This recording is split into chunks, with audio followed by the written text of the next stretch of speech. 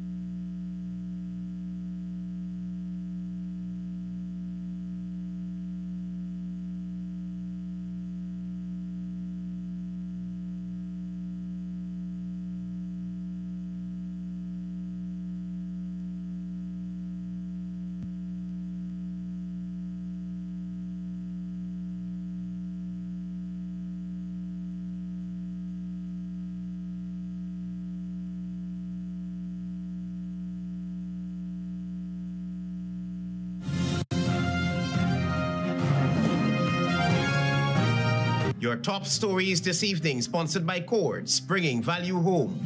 Opposition leader Aubrey Norton formally requests International Commission of Inquiry into the death of Adriana Young. Government forces Guyana's workers to work paycheck to paycheck, says opposition leader. And the two men remanded to prison for threatening to kill President Ali and inciting violence. Hgp Nightly News begins now.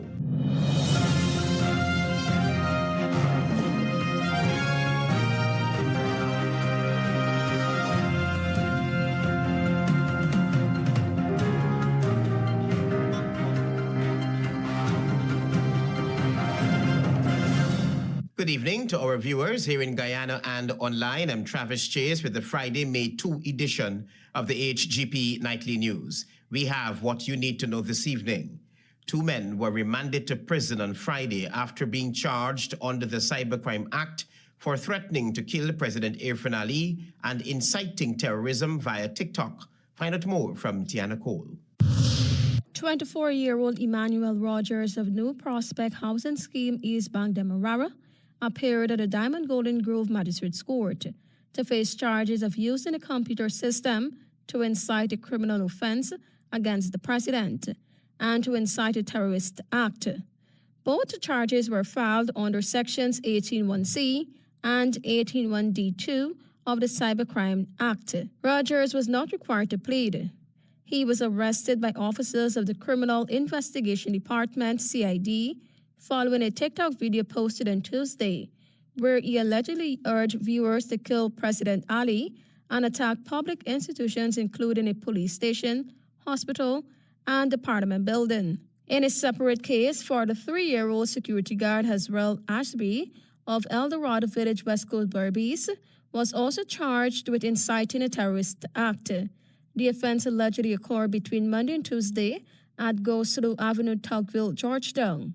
Ashby reportedly used TikTok to call for the burning of several areas including Sophia Road, Weldad, Paradise, and El Dorado. He pleaded not guilty when he made an appearance before a magistrate at the Georgetown court. Both men were remanded to prison until May 23, 2025. Attorney General and Minister of Legal Affairs Annie Nantlaw, during his weekly program Issues in the News, said that under the law, terrorist act resulting in death attract the death penalty and a $1.5 million fine. If there is no death, offenders can face a fine of at least $500,000 and 10 to 15 years in prison. He emphasized that those who encourage or incite terrorism can be punished, regardless if they actually committed the offense. This seemed to be the most appropriate offense to charge these persons with. Tiana reporting for the Hgp Nightly News. Anti-drug agents wasted no time in charging two men for foreign weed that was found in a barrel shipped from the United States of America. One was granted bail, while the other is now a guest of the state again. Drug trafficking convict Lemmy Campbell and Micaiah Andrews have been arrested by Customs anti-narcotics agents after Campbell allegedly tried to clear a barrel of foreign weed that had been shipped to Guyana. Head of CANU, James Singh, said in a statement to the press that on Wednesday, April 30, 2025, Customs officers of the Guyana Revenue Authority and CANU officers intercepted the barrel at the Chedi Dragon International Airport, Lepargon cargo shed. A search of the barrel revealed that it was stacked with 1.502 kilograms of foreign weed. About 16 years ago, Campbell, his wife, and two other persons were convicted in Barbados for possession and the trafficking of marijuana and cocaine. They were sentenced to 20 years imprisonment, but were later ordered released on time served by the Barbados Court of Appeal. On the same day, anti-drug agents conducted a separate search of two additional barrels and found a further 16.4 kilograms of foreign cannabis. This prompted a follow-up investigation by CANU officers at a residence in northeast Le Penitence. There, a black garbage bag was discovered containing numerous packets of foreign Ziploc bags, small plastic containers, commonly used for packaging cannabis and rolling papers.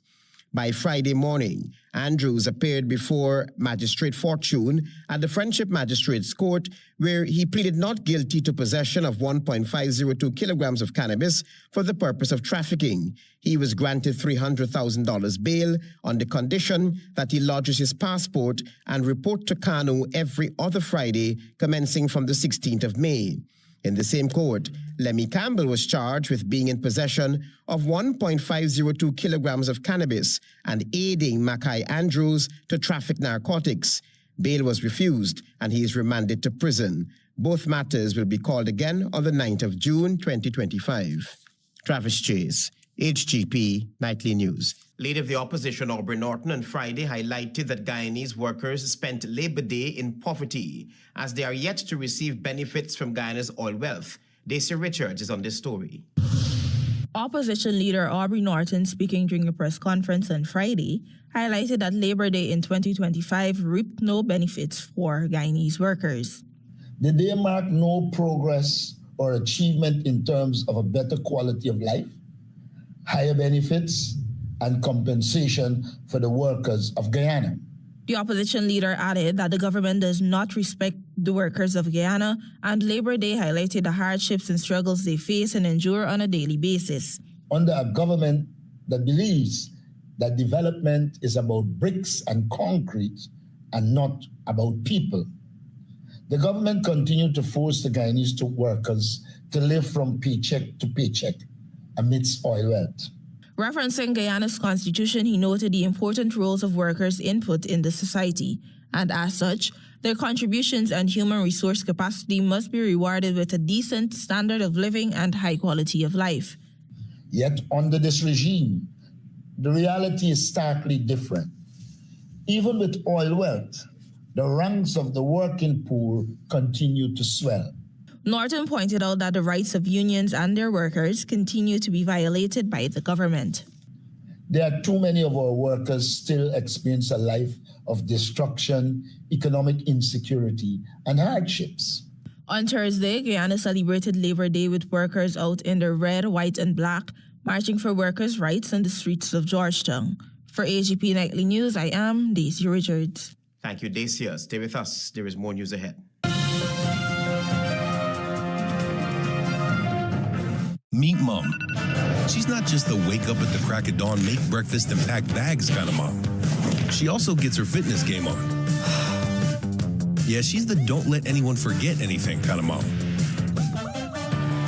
At the same time, she's the runs her own business, clothes, and deals kind of mom, who finds time to get down and boogie with the kids after school, remodel the house, bake cake, host dinner, and even play her favorite game at the end of the day kind of mom. So let's celebrate Mom, because to us, she's so much more. Welcome to SNL Electrical Inc., where lighting and electrical needs are met with expertise and style. From the latest in electrical lamps to durable cables, circuit breakers, panels, we have it all.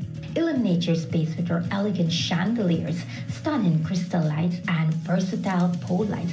Looking to upgrade your comfort? Explore top-of-the-line AC units and our diverse selections of stylish styles. Visit us at 170-180 Thomas Street, Kitty, Georgetown. Discover a solution that not only lights up your world but transforms it. Call us on telephone number 226-3018 or 223-1634. SNL Electrical Inc., powering your life with elegance, quality, and care. With 70% ethyl alcohol, Mighty Foam Hand Sanitizer eliminates 99.99% of all germs and even moisturizes in the process, leaving your skin clean and hydrated. Mighty Foam Hand Sanitizer. How do you stay clean? Krishna Ralph Establishment. No job is too small or too large. We specialize in all types of fabricating, machinery, excavator repairs, rice field pumps, and hydraulic hoses. Visit us at Lot 113, Block CC Monrepo, East Coast, Demerara, or call 220-9624, 616-9416, or 619-7880. At Krishna Ralph Establishment, no job is too small or too large. You're watching the Hgp Nightly News. Welcome back. We tell you that the leader of the opposition has made good on his promise to write to the president to request an international body and an international commission of inquiry to investigate the case of 11-year-old Adriana Young. Dacia Richards will tell you more. Yes, I will be writing the government. That was leader of the opposition Aubrey Norton earlier on Friday during the party's weekly press conference. The opposition leader made good on his promise and wrote to President Irfan Ali formally requesting for an international commission of inquiry into the death of 11-year-old Adriana Young. In his letter seen by this newscast, the opposition leader pointed out that the case of the 11-year-old has revealed weaknesses in Guyana's law enforcement and, quote, the willingness of some to use inaction in pursuit of nefarious objectives, unquote. Noting an editorial in Stabroek titled, quote-unquote, All Things Rotten, Norton added that there is a view that the matter is beyond mistake. He highlighted that, quote, the decision's omissions in public communications reveal a disturbing pattern that could reasonably be interpreted as political expedient incompetence, unquote. He then requested an international commission of inquiry headed by a distinguished Commonwealth jurist. He also called for support to the inquiry by foreign agencies like the Federal Bureau of Investigations, Scotland Yard, and the Royal Canadian Mounted Police Force. He stressed that the terms of references must reflect and ensure that the process is authentic and thorough as a main component considering the tragedy that transpired and the fallout that manifested as a result of the death of this young child. Adriana Young's body was found in the pool of the Doubleday Hotel on the 24th of April, following her disappearance on the 23rd. Since the gruesome discovery of her body, the country has experienced an ugly phase of uneasiness, of riots, protest actions, and looting, all in the name of justice for the 11-year-old's death. For Hgp Nightly News, I am Daisy Richards. The Public Utilities Commission has opted not to penalize the Guyana Power and Light, despite the companies failing to meet 7 out of 8 standards in 2024. This, according to former Public Works Minister David Patterson, is questionable of the agency's indebtedness to the citizens. Antonio Day will tell you more.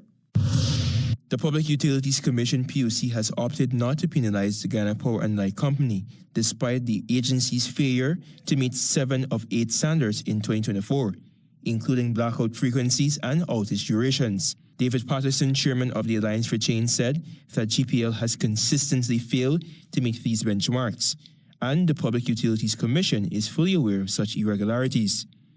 In response to a question posed by Nightly News, the former Minister of Public Infrastructure said that this decision was politically influenced, as the current chairman of PUC, Dr. Nando Gopal, was a former minister under the current regime. The Commission, the PUC under Ms. Britton, fined GPL under which, and I know that for sure, and at that time we failed 3 of the 8 criteria. The PUC placed on the record its disappointment at the power company's inability to meet 7 of the 8 standards, which Patterson said should have given the PUC no choice but to institute penalties.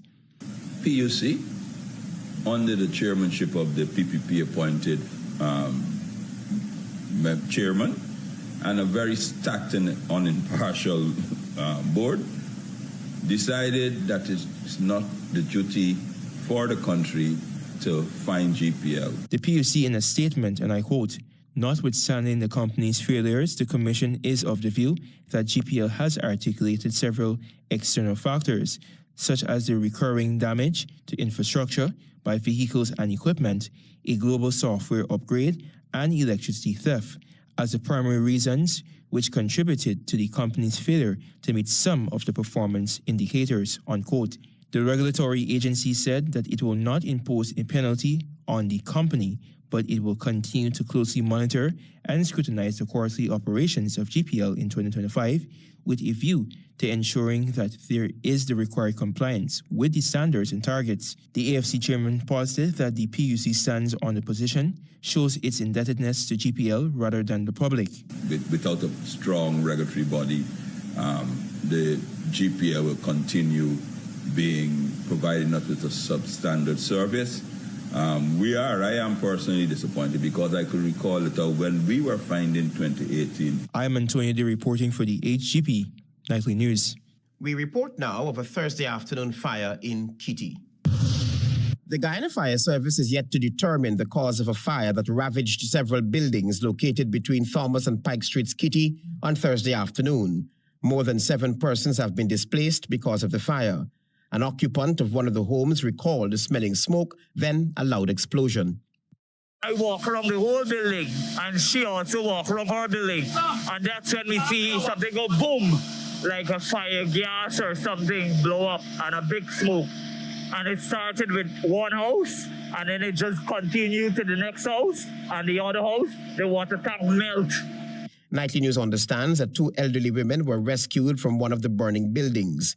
At least one man is thankful that his home, which is close to the buildings that were destroyed, has not been affected. Good for me. God is so good that my house has been saved because my brother and my nieces and my cousin them keep soaking the back of the house. So my house has been saved, thank God for Jesus. The fire department came in for some criticisms because of the manner in which they handled the blaze. When the fire service do attend, they could have saved them people's house, they could have saved the other whole house on this side here. But they just do their own thing. They just look for hustle for the middle house. They hustle for so the house around it. What's normally do? Them do their own thing. That's what they do. The Guyana Fire Service responded to the fire about 30 minutes after the initial call. Travis Chase, Hgp Nightly News.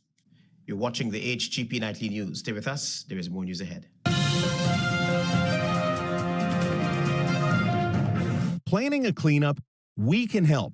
Sevon's Waste Management skip bins can be provided for home renovation projects, yard cleanup, or construction project. It's simple. Step 1, give us a call. Step 2, we put down the bin. Step 3, load it up with all of your junk. Step 4, we take it away. That's simple. Bins are also available in various sizes, so there is no job that is too big or too small. Call Sevon's Waste Management today at 218-1455. You know, I've been thinking, since I moved over to the west side, this is the perfect location for put up a food stand. Put up food stand here? Yes, Officer Bling. No, Granny, you can't put up no food stand here. Why not? Because the gas, the energy pipeline. Gas, the energy? Why is that? He can bring gas from offshore to region 3 that can turn into electricity and other things. So what about if Granny put it up over there? No, Granny, listen. This whole area here, from here to the West Bank, is considered the right of way. So nobody can build, plant, dig, or burn nothing here. But what if I am? No buts, Granny. Listen, you could get yourself or others hurt. Watch, you see this number here? You call it if you see anybody doing anything out of the way or doing anything they ain't supposed to be doing, like building, digging, or burning stuff on the right of way. All right, grandson, I hear you.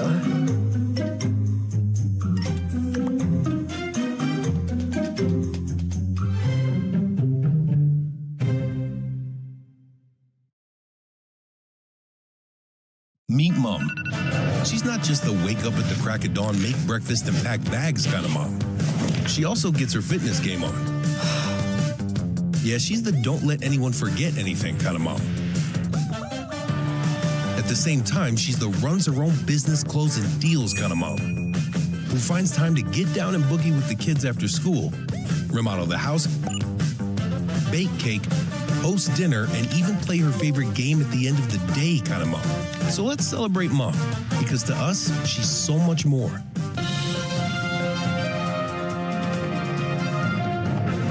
Welcome back to the Hgp Nightly News. One day after the International Court of Justice ordered Venezuela to suspend the plans for elections in Guyana's Essequibo region, Venezuela has rejected the ruling, declaring it does not recognize the court's jurisdiction and will not comply with any of its decisions. Find out more from Tiana Cole. In a strongly worded statement, Venezuela accused the ICJ process of being manipulated by anti-Venezuelan corporate interests. It reiterated that the Geneva Agreement remains the only valid path for resolving the border dispute and urged Guyana to return to direct negotiations. In response, Guyana's agent to the ICJ, Carl Greenidge, told this newscast that jurisdiction is not Venezuela's decision to make.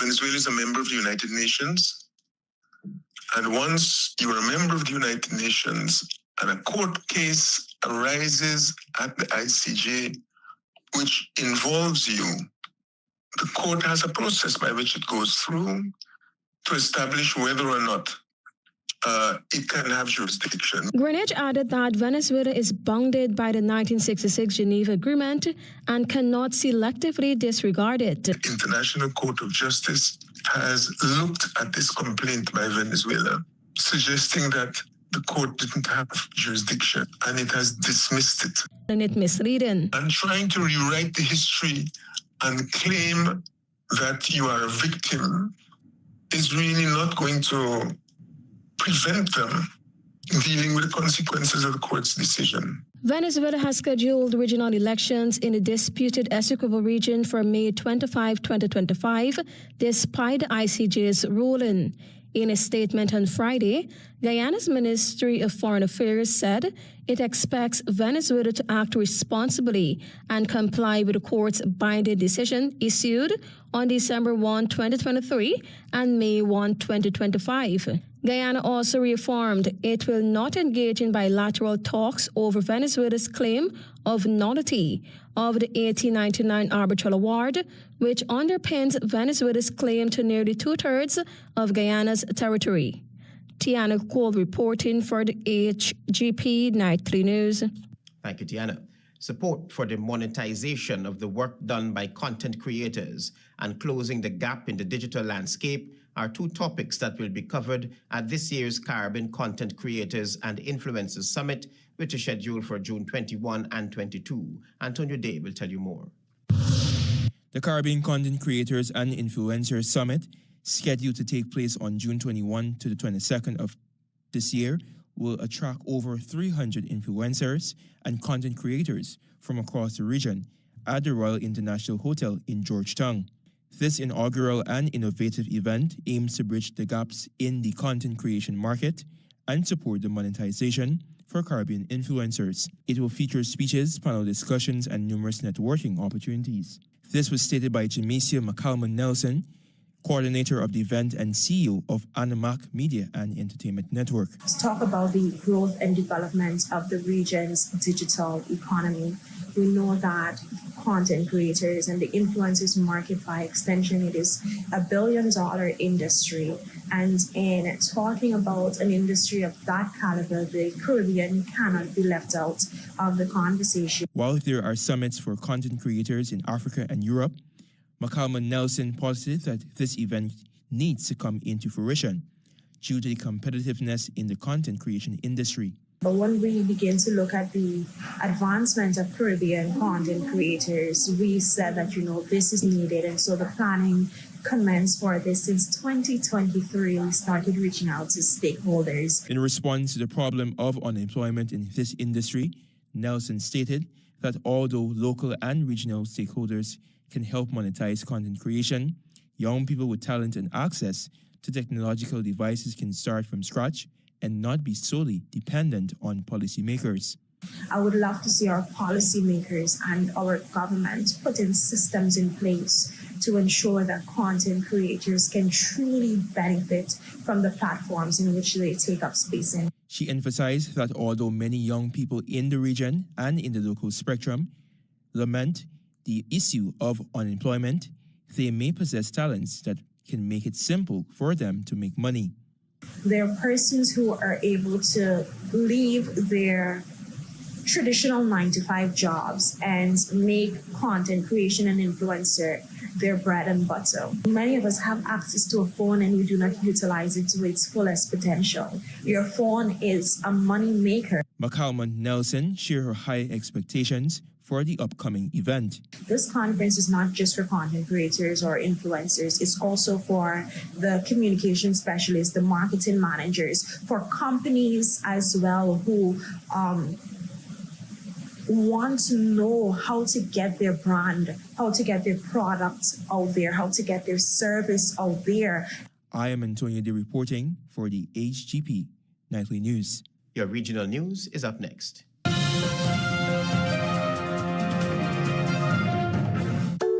Turbo with a new look, new style. With this everybody run out now. Go and go grab one. Me charge up with a turbo 250 ml at your favorite spot. Wait sell. New look, new can, same vibes. Jinxing, energize up your life. Vibes up, work time, anytime we are turn up the party with turbo can. Turbo can, turbo can, turbo can. Now available in the new 250 ml can. Turbo energy charge up today. These nice products I cook with proper things. Peppies, you get the best and these things. Oh no, bless up. Okay. Pack up these things. Yellow. Yeah, put the things in the car. Loving you is easy cause you're beautiful.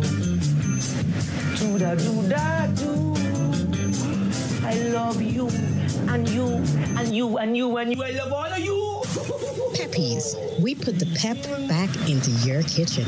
And you. I love Peppies. This Mother's Day, shower mom with love. Buy the Samsung A05 for just $19,500, the Samsung A15 for only $29,500, or the Samsung A25 5G for $43,000. That's not all. Each purchase comes with a complimentary 30-day mega data plan, ensuring mom stays connected. Hurry to a Digicel store near you today. Terms and conditions apply. Digicel, the network for everyone, everywhere.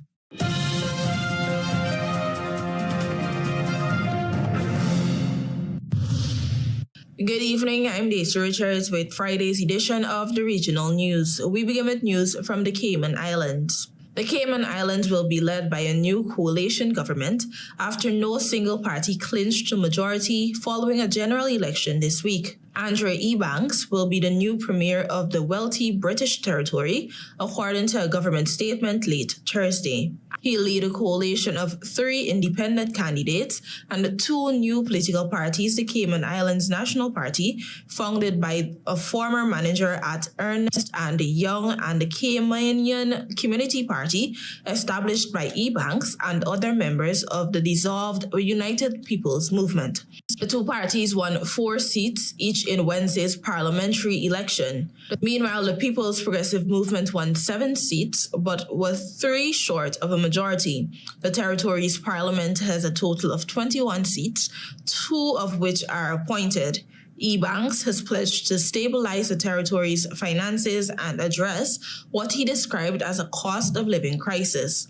During the election, voters also approved in a referendum decriminalizing the possession and consumption of small amounts of marijuana and creating a national lottery. They rejected a proposal to develop cruise berthing infrastructure, which environmentalists have opposed.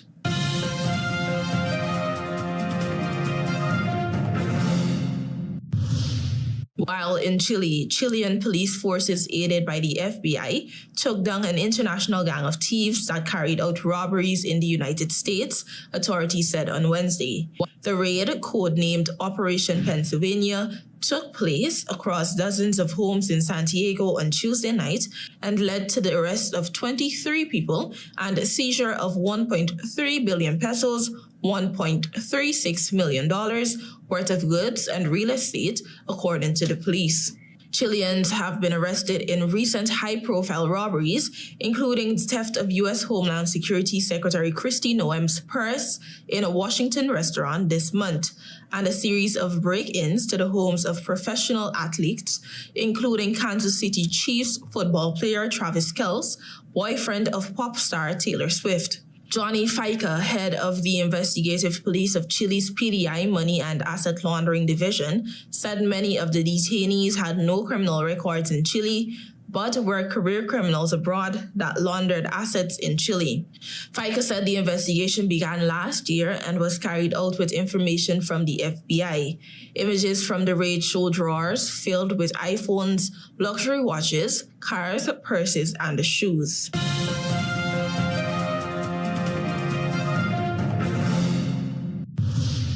Finally, Stuart Young has resigned as chairman of the People's National Movement, PNM, a position he held since December 2020. In a letter on Wednesday addressed to the party's General Secretary, Foster Cummins, Young stated, quote, "I have always served our party with a sense of pride, coupled with an acknowledgement that representation comes with responsibility," unquote. He said that after deep personal reflection, culminating with the result of the 2025 general elections, he was quitting. Young asked that Cummins convey his thanks to the membership through the General Council, which meets at 4:30 p.m. Wednesday at Blazer House. The 2025 general election delivered a crushing blow to the PNM, which lost government and several key constituencies and its overall parliamentary majority for the first time in over a decade. The election was widely seen as a referendum on the party's handling of economic recovery, crime, and governance issues. Political analysts have pointed to internal divisions and voter fatigue as contributing factors to the loss, prompting calls for leadership change and introspection within the party. Thank you for watching. Do have a great weekend. Until next time.